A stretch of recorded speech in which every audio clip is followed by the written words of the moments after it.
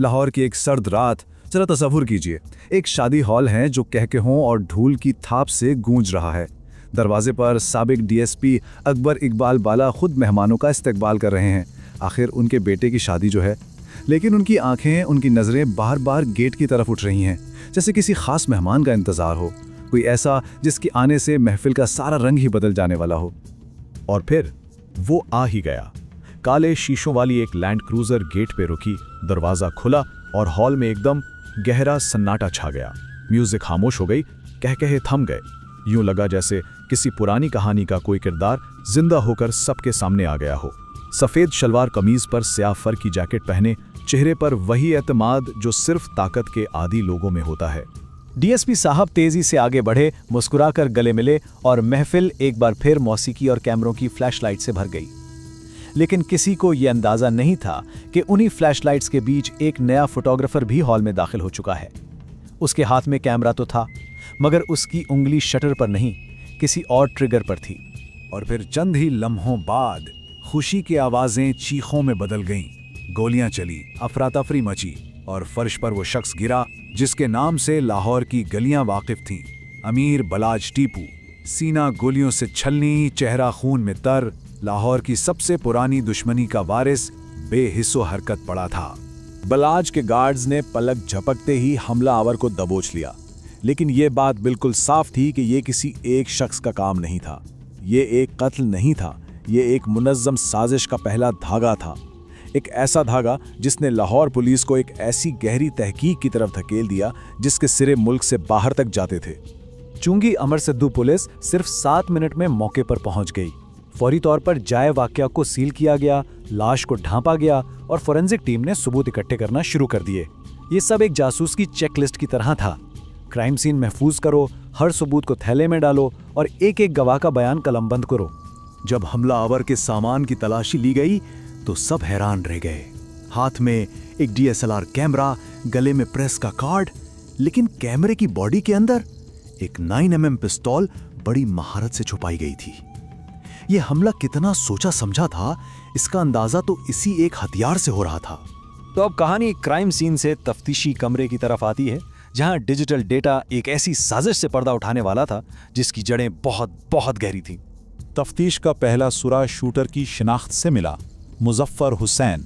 Police के मुताबिक वो एक किराए का शूटर था और कुछ ही अरसा पहले दुबई से लौटा था। ये इस जंजीर की पहली कड़ी जरूर थी, लेकिन सबसे अहम हरगिज नहीं थी। तो असल सवाल ये था कि शूटर को हिदायत कौन दे रहा था।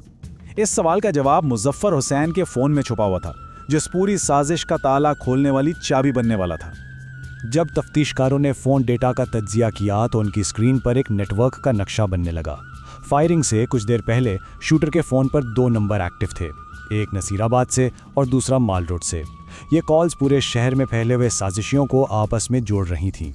फोन डेटा ने एक पुराना नाम दोबारा जिंदा कर दिया, ख्वाजा तारीफ उर्फ तैफी बट, एक बदनाम जमाना हरीफ जिसका नाम इस कत्ल को लाहौर की एक तवील और खूनी तारीख से जोड़ रहा था।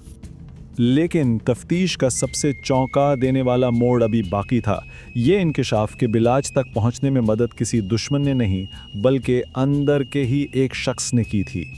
इस शख्स का नाम था एहसन शाह, वो शख्स जिसे बिलाश टीपू के करीबी दोस्तों में शुमार किया जाता था। पुलिस के मुताबिक हमले से पहले और बाद में कई अहम कॉल्स इसी के नंबर से की गई थीं। ये एक गहरी ज़ाती गद्दारी थी जो इस मंसूबाबंद हमले के बिल्कुल मरकज़ में थी। और इस गद्दारी की कीमत मुबैना तौर पर 50 लाख रुपए, ब्लाज की नकलो हरकत और मामूलात की तफसीलात फराहम करने के बदले में एक ठंडा सौदा जो उसकी जान लेने का सबब बना। अब हम कौन और कैसे से क्यों की तरफ बढ़ते हैं, क्योंकि तशद्दुद का ये एक अमल कोई नई बात नहीं थी। ये दरअसल कई नस्लों पर मुहित एक जंग का ताज़ा तरीन बाब था। ये कहानी बलाज के दादा बल्ला ट्रक्का वाला से शुरू होती है, फिर उसके वालिद टीपू ट्रक्का वाला जिन्हें 2010 में कत्ल कर दिया गया, और अब बल्लाज टीपू।